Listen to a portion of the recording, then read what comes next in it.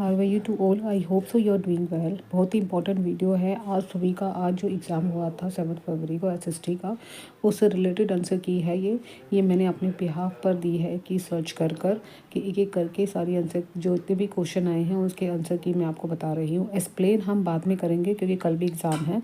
उन बच्चों को बहुत ही हेल्प मिलेगी इस पेपर से कि किस तरीके के एग्जामर क्वेश्चन पूछ रहा है। ठीक है, स्टार्ट करते हैं विदाउट टाइम ना वेस्ट करते हुए। जहाँ पे भी आपको डाउट लगे कि हाँ इस क्वेश्चन में, तो मुझे कमेंट्स बॉक्स में कमेंट जरूर करना। ठीक है, 31 है। निम्नलिखित में से कौन सी भारतीय संविधान की प्रस्तावना में अंतर्विष्ट नहीं है? इसका डायरेक्ट आंसर होगा इसका स्वतंत्रता, समानता, न्याय। इसमें फोर्थ ऑप्शन इज राइट होगा, लिबर्टी या स्वाधीनता। सेकंड क्वेश्चन है, हम यहाँ पे आंसर करेंगे, डिटेल में हम बाद में डिस्कस करेंगे। ठीक है, ऐसी स्थिति जहाँ पर एक व्यक्ति को वे संसाधन और अवसर प्राप्त नहीं है जो अन्य व्यक्तियों को उपलब्ध होते हैं। ये आप सभी को पता है कि एक चीज़ दूसरे चीज़ से डिफरेंट होती है, तो किस चीज़ के लिए होती है? वो अन्यायता होती है। ठीक है, इसका सेकेंड ऑप्शन है।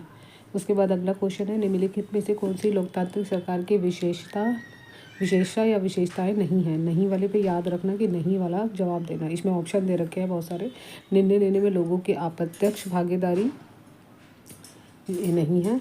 उसके बाद है, प्रधानमंत्री के पास निष्पक्ष शक्ति होती है, ये देखते हैं। और अपने कार्यों में अपने ही लोगों से अपने ही कार्यों को समझना व बचाव क्या होता है? इसमें ओनली फोर्थ ऑप्शन होगा, केवल बी वाला आंसर होगा, ये भी गलत है। ठीक है, उसके बाद लिखा हुआ है, निम्नलिखित में से कौन सा प्रकार नगर पालिकाओं के लिए अधिकार क्षेत्र में नहीं आता? यानी कि नहीं आता, लोकल गवर्नमेंट के अकॉर्डिंग बताना है। जस्टिस इज म्यूनिसिपल यानी लोकल गवर्नमेंट के अकॉर्डिंग बताना है। तो इसका जो नहीं आता, इसमें नहीं वाला है फोर्थ ऑप्शन का, वो हमारा है लास्ट कानून निर्माण। ठीक है, अगला क्वेश्चन आपका अच्छा क्वेश्चन दे रखा था, निम्नलिखित में बाजारों की श्रृंखला के संदर्भ में कौन सा क्रम सही है? तो इसमें सीक्वेंस बताना है। तो इसमें सबसे पहला है उत्पादक होता है, यानी कि उत्पादक, फिर थोक विक्रेता, फिर परचूनिया, फिर उपभोक्ता होता है। इसका सेकेंड ऑप्शन है। 36 का देख लेते हैं। 36 में कहा गया है कि निम्नलिखित में से खेतिहर मजदूरों के बारे में बताना है। कथन ए में कहा है, ग्रामीण क्षेत्रों में लोग रोजगार गारंटी कार्यक्रम ग्रामीण क्षेत्र से शहरी क्षेत्रों में ट्रेंड को घट जाते हैं। फिर उसका कारण दे रखा है, दूसरा कथन दे रखा है, ग्रामीण क्षेत्रों में इसलिए हट जाते हैं, इसका मुख्य कारण है कि शहरों में उच्च आय की नौकरी की उपलब्धता होती है। तो इसमें कौन सा कथन आपको मैच करना चाहिए? ये फर्स्ट वाला जो ऑप्शन है वो बिल्कुल वो उसका कारण बता रहा है, तो ये ऑप्शन फर्स्ट है। ठीक है, अगला क्वेश्चन है, मैच द फॉलोइंग दे रखा है, बहुत ही अच्छा क्वेश्चन है भी 37 का। मैच द फॉलोइंग में सबसे पहला है आपका क्या लिखा हुआ है? फर्स्ट ग्राम सभा जो होती है वो होती है बीपीएल सूची अनुमोदित करती है। फिर ग्राम पंचायत जो होती है वो फोर्थ है।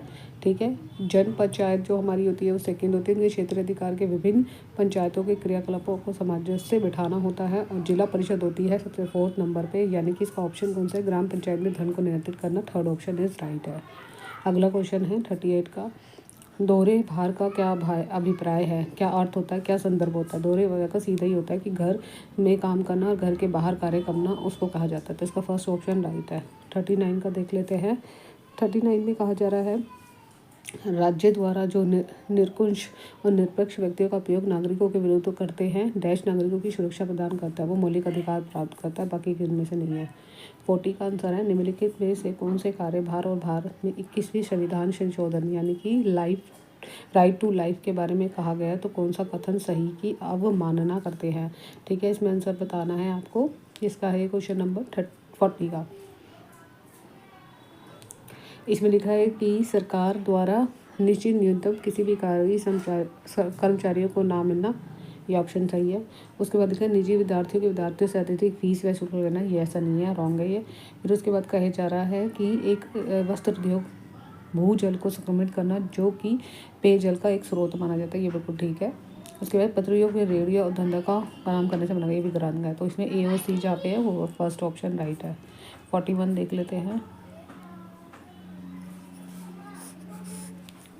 41 में कह रहे हैं कि यदि एक कथन में किसी प्रज्ञ अपराध के एफआईआर करते हैं और पंजीकृत करते हैं, तो पुलिस अधिकारियों के भी 24 घंटे के लिए रोक लगा सकती है। क्यों? क्योंकि पुलिस के पास विभिन्न प्रकार के प्रमाण पत्र और जानकारी इकट्ठी होती है। तो इसका ऑप्शन जो होगा फर्स्ट होगा, क्योंकि यह दोनों ही ऑप्शन से मैच होते हैं। अगला क्वेश्चन लिखा हुआ है कि हाशियाकरण के लिए है, कौन सा आदिवासी के हाशियाकरण के प्रत्युत्तर में उपयुक्त मार्ग हो सकता है?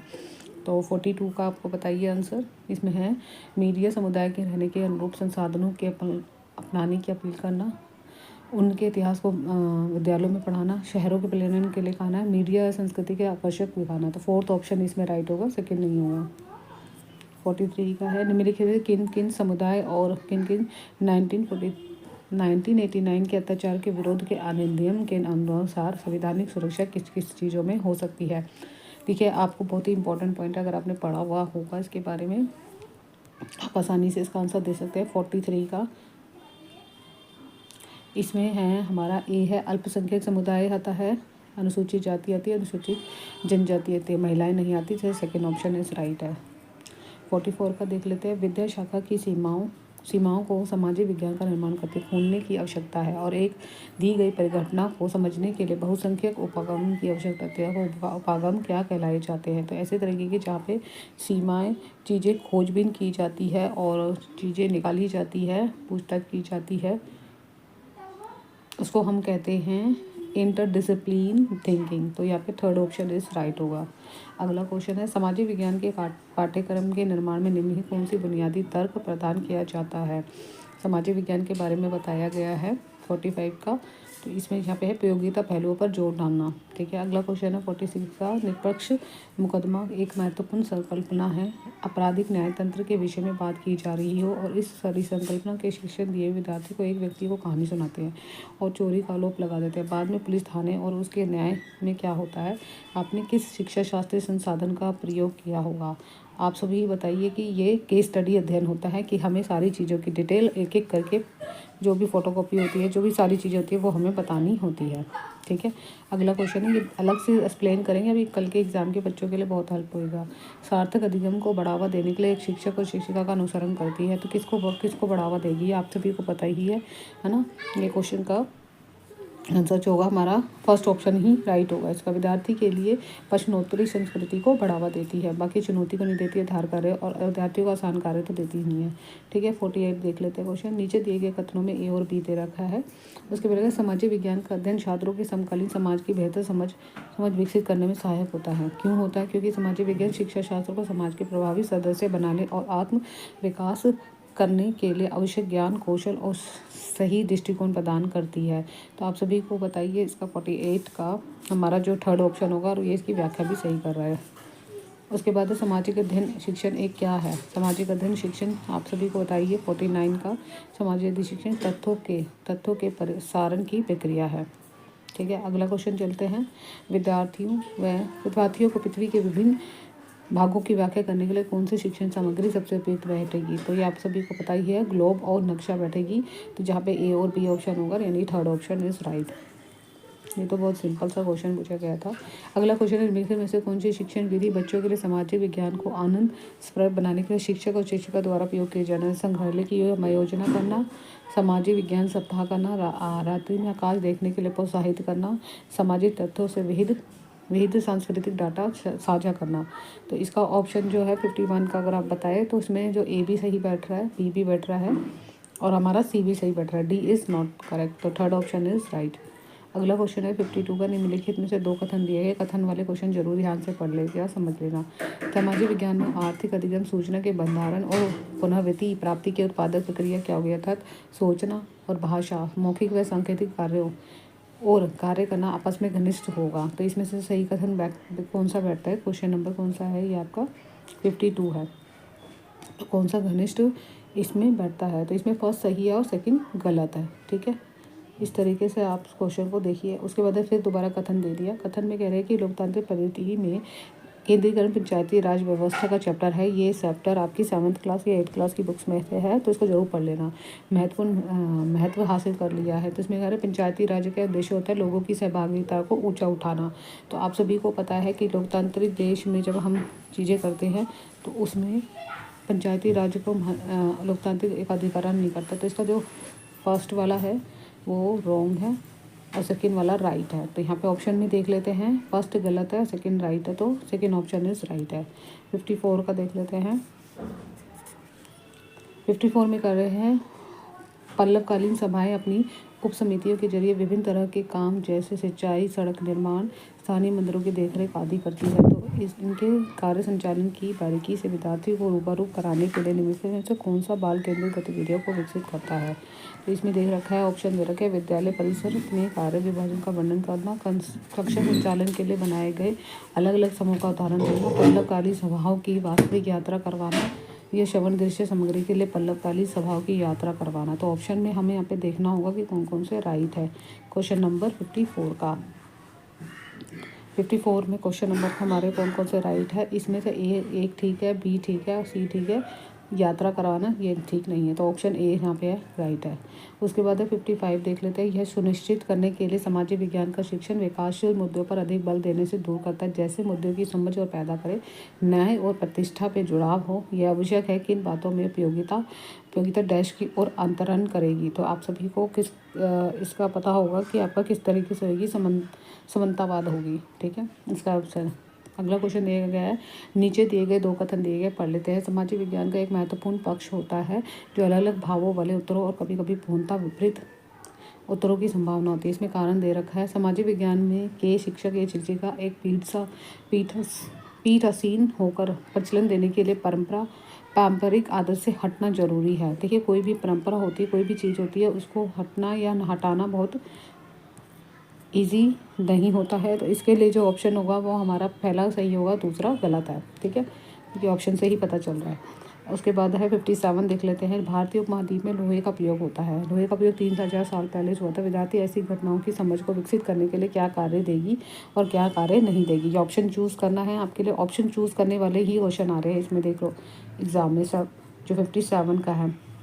ऑप्शन आपको करेक्ट पता होगा तो आप इजीली कर पाओगे। तो इसमें देख लेते हैं, गार्डन चाइल्ड लिखित पुस्तक वाइट रैपिड इन हिस्ट्री समीक्षा करेंगे। तो ये ऐसी कोई पुस्तक नहीं है कि उसको सर्च करेंगे, तो ये मेरे को नेगेटिव लग रहा है। अपने आसपास के परंपरागत लोहा समुदाय ये इससे मिलने और इकट्ठा करेंगे। ये अच्छा है क्योंकि इसमें सर्च किया जा रहा है, खोजबीन की जा रही है। शिक्षक देखरेख में किसी भी कारखाने या लोहे के नोट हो सकता है। अगला ये भी सही है। शिक्षक क्या करेगी, ढक्कन की अवस्थिति और महाप्रशांत के लिए भ्रमण करने की चाहिए। तीनों ही ऑप्शन यहाँ पे फर्स्ट ऑप्शन इज राइट है। 58 देख लेते हैं। वॉलपेपर की परियोजना के लिए किसके माध्यम से आकलन करना कैसे करेगी। वॉलपेपर के लिए हमें डिज़ाइन करना चाहिए, तो उसके लिए क्या करना चाहिए। सबसे पहला इंपॉर्टेंट पॉइंट है कि विद्यार्थी द्वारा विषय विशेषता का चयन करें, उसका प्रस्तुतिकरण किस तरीके से करा जाएगा ये नहीं है, अभी मैं पढ़ रही हूँ। विद्यार्थी द्वारा विषय वस्तु के प्रस्तुतिकरण के उपरांत अनुभूति प्रश्न पूछकर किया जाएगा, या फिर आपका शिक्षार्थी द्वारा विषय वस्तु का प्रश्न करके फिर बार में पुनरावृत्ति करके पुनः। देखिए, यहाँ पे फर्स्ट ऑप्शन ठीक है, सेकंड ठीक है, थर्ड ठीक है, फोर्थ इज रॉन्ग है। तो यहाँ पे जहाँ पे भी आपका फर्स्ट सेकंड थर्ड है, फोर्थ ऑप्शन में राइट है। 58 का है, रचनात्मक आंकलन के संदर्भ में कौन सा कथन सही नहीं है, नहीं वाला बताना। तो इसमें ध्यान में रखना 59 का है कि शिक्षक के लगातार घनिष्ठ प्रतिपुष्टि द्वारा जो नीतियाँ कई बदलाव अनुमति होगी वो, या नैदानिक होगी। प्रकृति से पाठ्यक्रम में विभिन्न प्रगति की बौद्ध जांच करने के लिए रचनात्मक शिक्षकों का साधन होगा। ऐसे प्रशिक्षण का उद्देश्य अंतिम निर्णय देने के लिए, ये इसमें या जो रचनात्मक आंकलन होता है ये फॉर्मेटिव असेसमेंट होता है। फॉर्मेटिव असेसमेंट के बारे में हमने आपको कई बार बता चुकी हूँ। फॉर्मेटिव असेसमेंट होता है जो बीच बीच में लिया जाता है विद्यार्थी को, ताकि उसकी जो अंतिम निर्णय हो बिल्कुल सटीक हो, सरल हो। इसलिए विद्यार्थी पाठ्यक्रम अधिगम नियमों को पूरा है, यानी कि फोर्थ ऑप्शन इसमें राइट होगा। 60 का देख लेते हैं। प्रशिक्षण संदर्भ के बारे में कौन सा कथन से केवल परिवेश का आधार हो, ये तो बिल्कुल भी नहीं। जहाँ केवल होगा वह नेगेटिव टैग वर्ड्स होंगे, तो उस चीज़ को जरूर ध्यान रखना। यह विद्यार्थी के गुणों का परीक्षण नहीं है, ये भी गलत दे रखा है बल्कि। उसके बाद लिखा है आलोचनात्मक चिंतन नहीं है। परीक्षा एक क्रिटिकल थिंकिंग होती है, क्रिटिकल परीक्षा के आधार पर दिया जाता है। तुलना तो बिल्कुल भी नहीं होती। तो थर्ड ऑप्शन इज राइट है इसका। अगला क्वेश्चन पढ़ लेते हैं। अगले क्वेश्चन में कह रहे हैं कि दो कथन दे रखे हैं। अधिगम एक सतत प्रक्रिया है, ये दे रखा है, और दूसरा अधिगम परिसर के बाहर अधिगम नहीं हो सकता।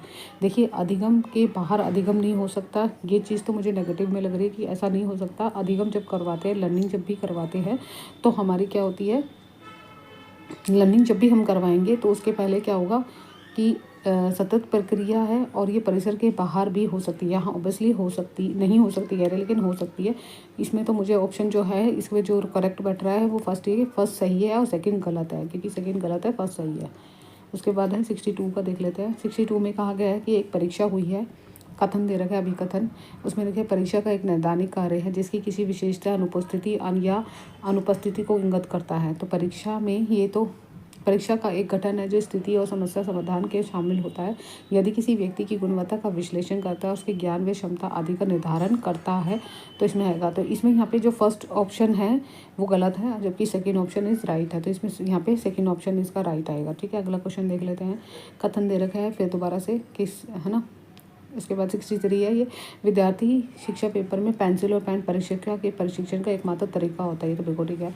उसके बाद है, विद्यालयों में परीक्षा के दौरान शिक्षार्थी के प्रदर्शन को बताना और संख्या मूल्यों को निर्धारित कर दिया जाता है।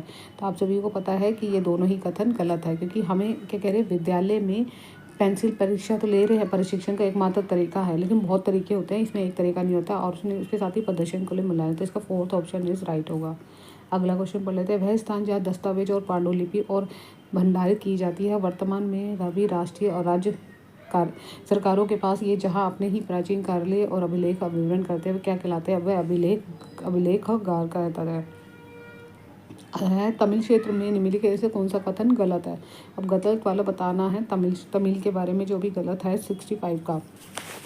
65 में गलत वाला ऑप्शन बताना है। तो इसमें पहले लिखा हुआ है कि 3 शासकों की परिवार था, यस। 30 मुखियों के प्रत्येक सत्ता का 3 केंद्र था, ये ऐसा कभी भी नहीं कहा। संगम साहित्य था, जो मूवेदार थे उसमें तमिल शब्द का प्रयोग था। मूवेदार 3 मुखियों के लिए किया जाता था, तीनों मुखियों के अलग अलग परिवारों के मुखियों में से प्रयुक्त किया जाता था। तो इसमें गलत बताना है, तो गलत हमारा जो होगा वो सेकेंड ऑप्शन होगा। ठीक है, सेकेंड ऑप्शन इज राइट। इसमें आगे है 66 का अभिकथन दे रखा है। अभिकथन के बारे में लिखा है कि राज्य और धर्म के संबंध में भारतीय राजनीतिक में वाग्य युद्ध के आधार हो सकता है। इतिहास व्यवहारिक समाधान प्रस्तुत करता है। तो आपके हिसाब से क्या चीज़ सही होनी चाहिए राज्य और धर्म के बीच में जो चीज़ें इंक्लूड की जाती हैं। ये कौन सा क्वेश्चन है, 66 है।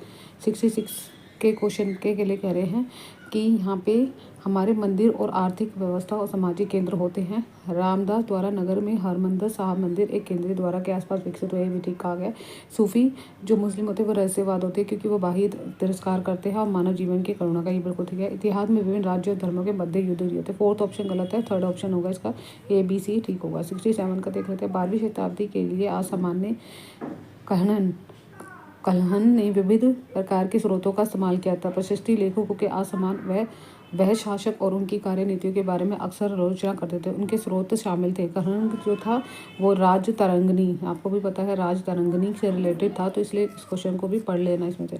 तो इसमें कौन कौन सी चीज़ें 12वीं शताब्दी में इंक्लूड हुई थी।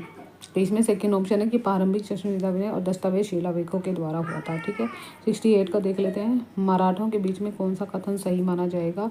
आप सभी के बीच में 68 का देख लेते हैं। 68 में कह रहे हैं कि इसमें शिवाजी ने शक्तिशाली योद्धा की सहायता से राष्ट्र संगठन किया था, बिल्कुल ठीक है। शक्तिशाली योद्धा और देशमुख कहा गया था, ये भी ठीक है। एक स्थान से स्थिर न रहकर किसी मराठा सेना की रीढ़ थे। एक स्थान पर स्थिर न रहने वाले किसी पशुशाली यानी कुर्बी कहलाते थे। इसमें राइट ऑप्शन फर्स्ट है। ठीक है, अगला क्वेश्चन देख लेते हैं 69 का।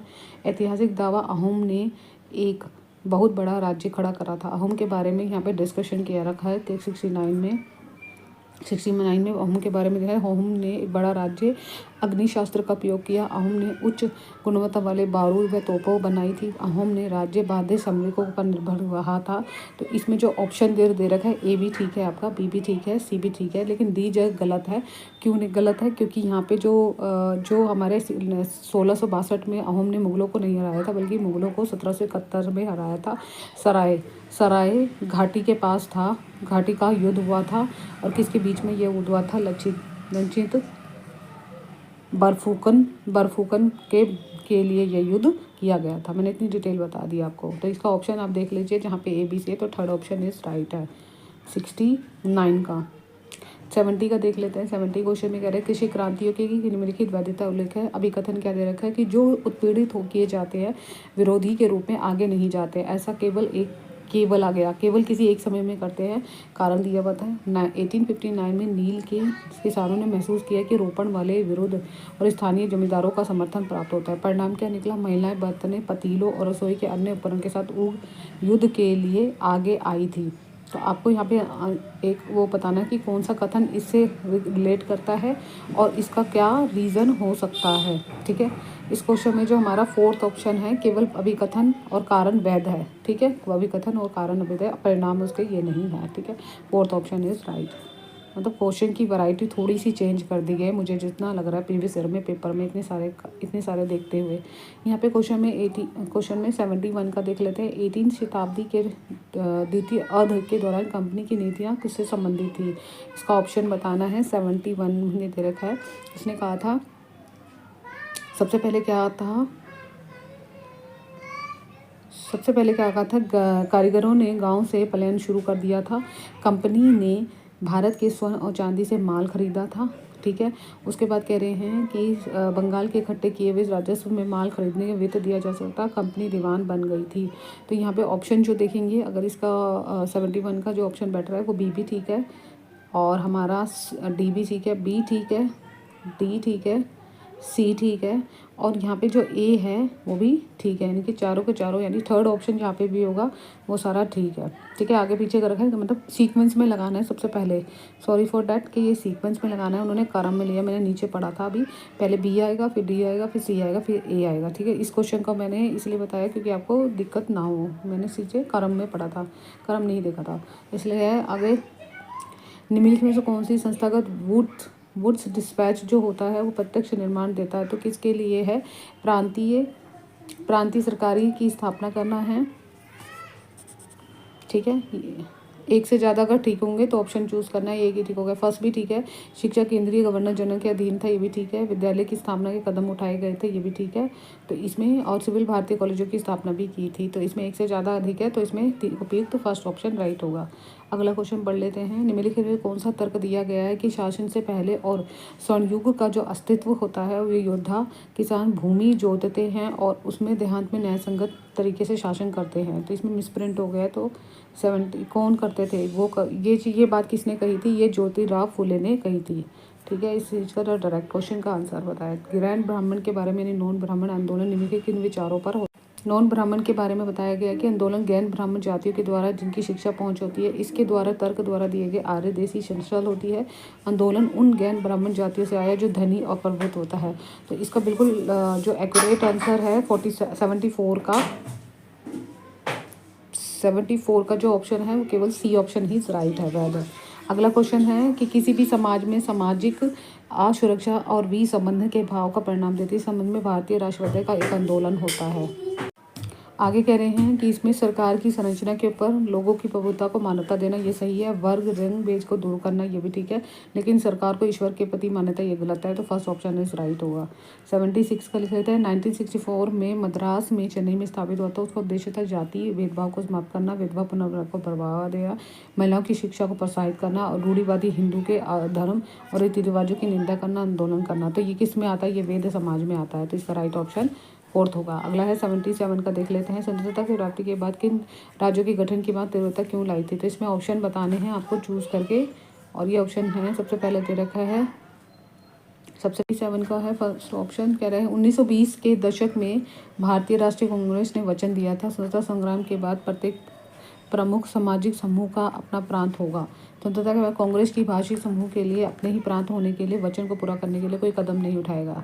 उसके पहले कन्नड़ में बोलने वाले अपने ही स्वयं राज्य की उम्मीद करेगा। सबसे बड़ा आंदोलन तेलुगु झांसी आंदोलन और तमिल भाषा में देगा, ये नहीं था। नेहरू और पटेल के लिए राज्य संगठन के विरोध था। इसमें ए ऑप्शन है, ए और बी राइट ऑप्शन है। उसके बाद है चंद्रमा पृथ्वी का चक्कर लगाने में कितना दिन समय लगता है? बहुत ईजी क्वेश्चन था ये, तो सबसे ज़्यादा ईजी क्वेश्चन, 27 दिन का समय लगता है।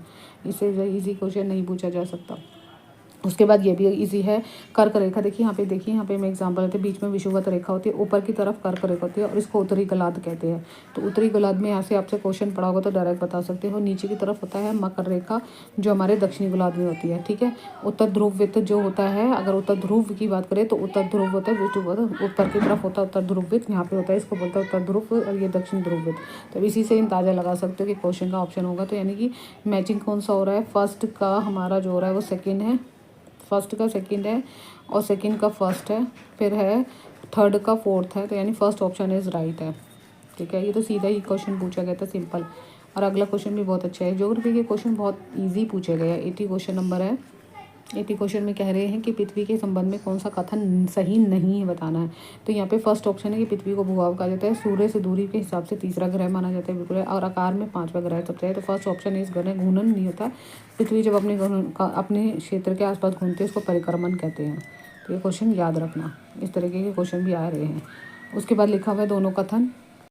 आगे क्वेश्चन है निम्नलिखित कथन दे रहे हैं, किसी भी स्थान पर जब सूर्य आकाश में उच्चतम बिंदु पर होता है तो दोपहर में ठीक 12 बजे होते हैं। बिल्कुल सही स्टेटमेंट कही गई है। इस प्रकार कहा गया कि घड़ी के द्वारा दिखाया गया उस स्थान को स्थानीय समय कहते हैं। बिल्कुल सही कहा गया है, तो इसमें दोनों ही ऑप्शन सही होंगे, यानी थर्ड ऑप्शन ठीक होगा। अब अगला क्वेश्चन है परितंत्र का निर्माण किस किस चीज़ों से होता है। तो बहुत ही इजी क्वेश्चन पूछा गया है ज्योग्राफी के। सभी पेड़ पौधे, जीव जंतु, मानव द्वारा। ठीक है, फोर्थ ऑप्शन होगा।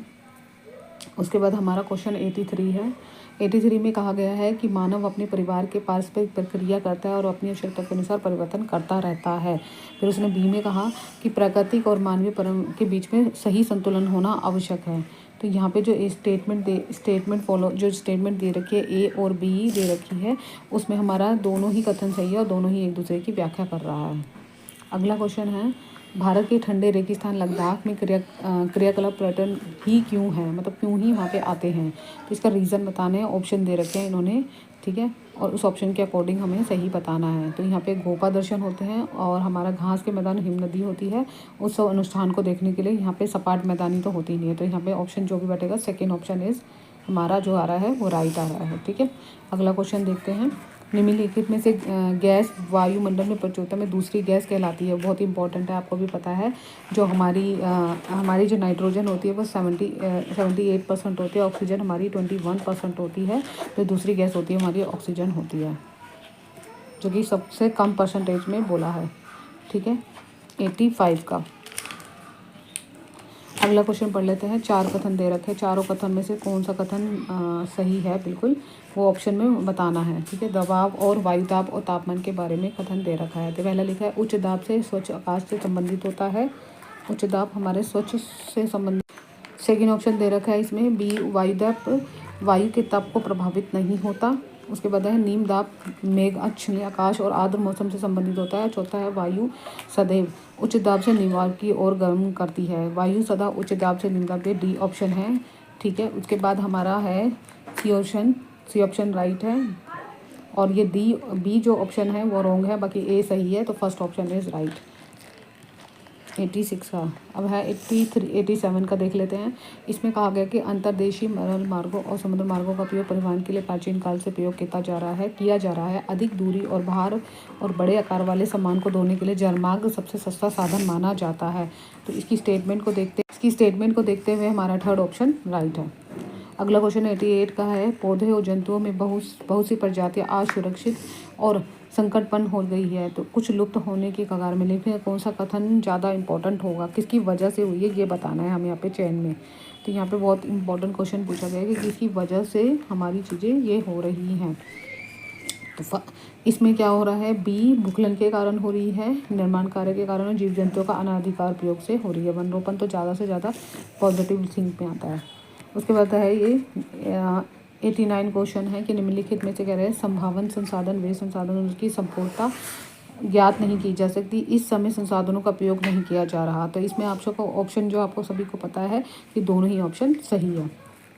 मैच द फॉलोइंग दे रखे हैं, बहुत इंपॉर्टेंट है। ये तो पिछले साल के पेपर देखोगे उसमें ये क्वेश्चन आते थे, लेकिन अब बहुत टाइम बाद ये फिर दोबारा रिपीट क्वेश्चन हो गया। तो सेलिकल्चर, पिसिकल्चर, विक्टिकल्चर और हॉर्टिकल्चर। ठीक है, इसकी ट्रिक होती है कि इसमें हम शॉर्ट से कर सकते हैं एस, पी, वी और एच। इसके अकॉर्डिंग याद करोगे तो जल्दी याद होगा। तो इसमें यहाँ पे ऑप्शन के चूज अकॉर्डिंग करना है, यानी जो सेरिकल्चर होता है वो हमारा होता है रेशम और कीट से निकलते। तो फर्स्ट का जो हमारा है फोर्थ ऑप्शन होगा, और बी हमारा होता है पिसिकल्चर इस मत्स्य से होता है, और सी हमारा जो होता है वो सेकंड से होता है। सेकंड मतलब अंगूर की खेती से होता है, विक्टिकल्चर से होता है, हॉर्टिकल्चर हमारा वाणिज्य से होता है। तो अगर इसको मैच करते हुए देखें तो फर्स्ट ऑप्शन इज राइट बैठ रहा है। ऑलमोस्ट क्वेश्चन खत्म हो चुके हैं। अगला जो क्वेश्चन है वो तो इंग्लिश चैप्टर के लिए है, लेकिन हमें एसएसटी के लिए करना था, और प्रीवियस ईयर के जिसका भी एग्जाम है, मतलब प्रीवियस ईयर कल जिसका एग्जाम है, तो बहुत इसको रिविजन के लिए हेल्प मिलेगी। आज के वीडियो में इतना ही, मिलते हैं नेक्स्ट वीडियो में। Bye bye, take care, have a nice day.